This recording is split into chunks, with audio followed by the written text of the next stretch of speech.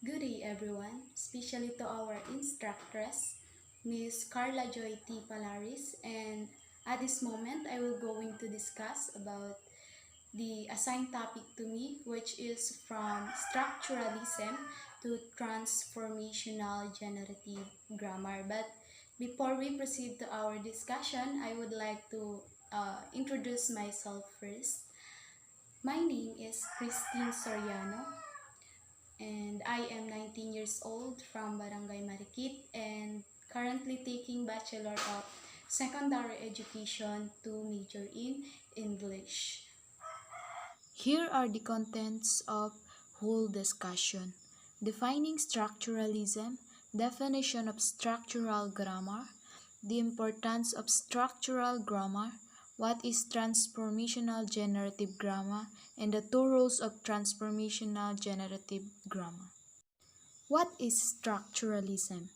In linguistics, any one of several schools of 20th century linguistics committed to the structuralist principles that a language is a self-contained relational structure, the elements of which derive their existence and their value from their distributions and opposition in text or discourse.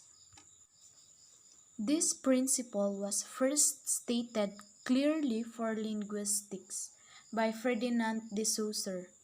Nowadays, however, it is commonly used in a narrower sense, referred to the so-called post-Bloomerian school of language analysis that follow the methods of Leonard Bloomfield's developed after 1930.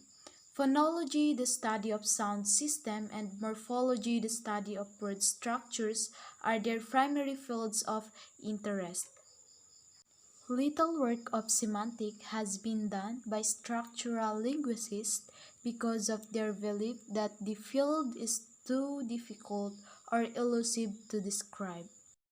Structural grammar is a way of approaching the study of grammar. It describes such grammatical structures as phonemes, morphemes, syntactic relation, semantic, interclause relations, constituents, dependencies, sentences, and occasionally as with tag mimics and glossmatics, text and discourse.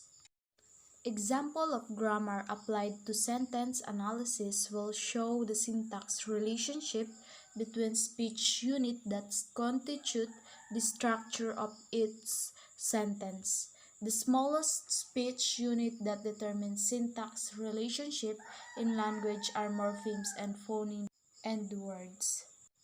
In linguistics, morpheme is the smallest unit of speech, an element of a word like re and ed in reappeared. So-called isolating languages, variant of morpheme are called allomorph.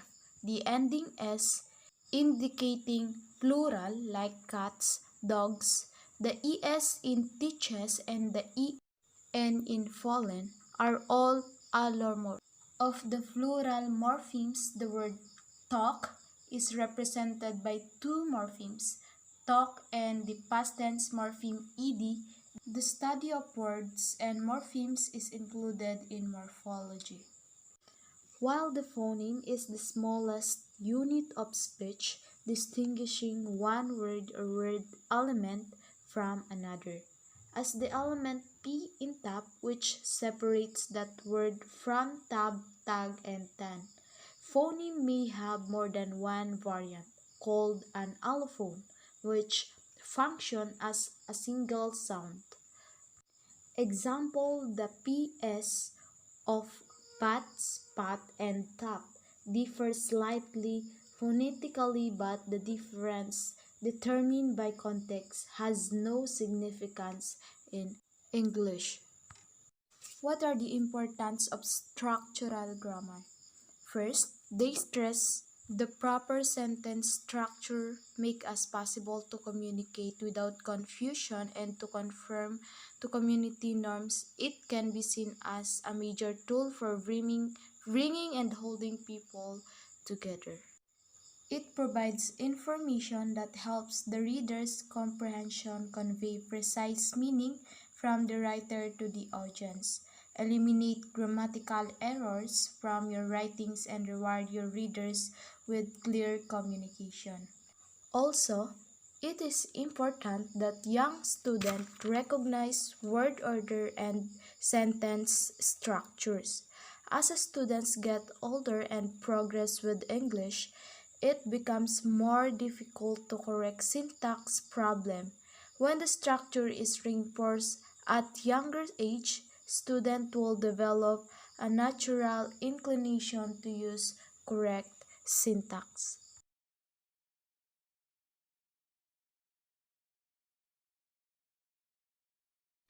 Why is it called transformational generative grammar?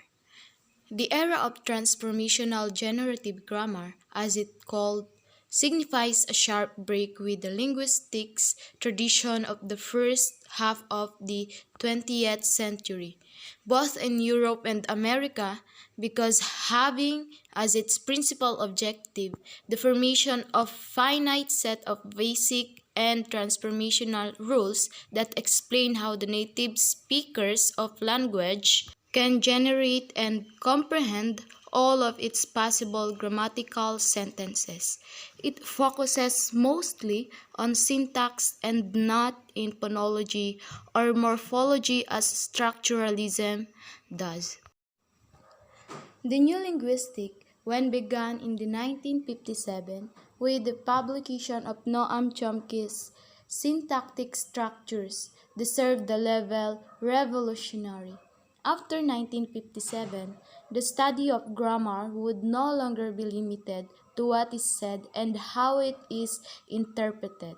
In fact, the word grammar itself took on a new meaning. The new linguistic defined grammar as our innate, subconscious ability to generate language, an eternal system of rules that constitute our human language capacity.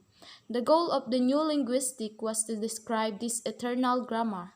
Unlike the structuralist, whose goal was to examine the sentences he actually speak and to describe their systematic nature. The transformationalists wanted to unlock the secrets of language to build a model of our eternal rules, a model that would produce all of the grammatical and no ungrammatical sentences. Deep structure and surface structure. Deep structure is converted by transformational rules into a surface structure that corresponds more closely to what is pronounced and heard. If they were listed in the mind, a surface structure would have to be multiplied out in thousands of redundant variations that would have been learned one by one. Whereas, if the constructions were listed as deep structure, they would be simple, few in numbers, and economically learned.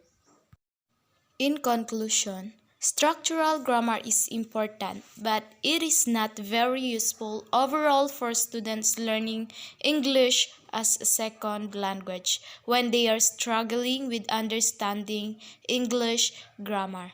A lot of rules do not make a lot of sense at first, and had so many exemptions, a lot of students would benefit from structural grammar, but learning things like the transformational grammar through reading and listening to others speaking